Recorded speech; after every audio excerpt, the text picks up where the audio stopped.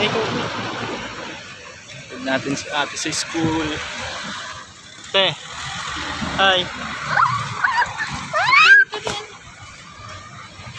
Lapit namin si ate sa school. Sobrang init.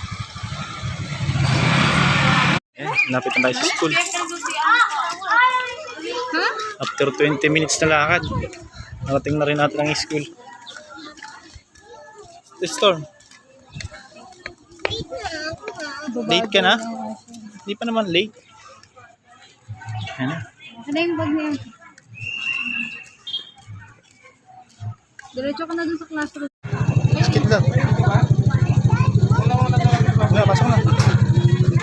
Sa classroom na yung diretso mo. Bye. Storm, ingat.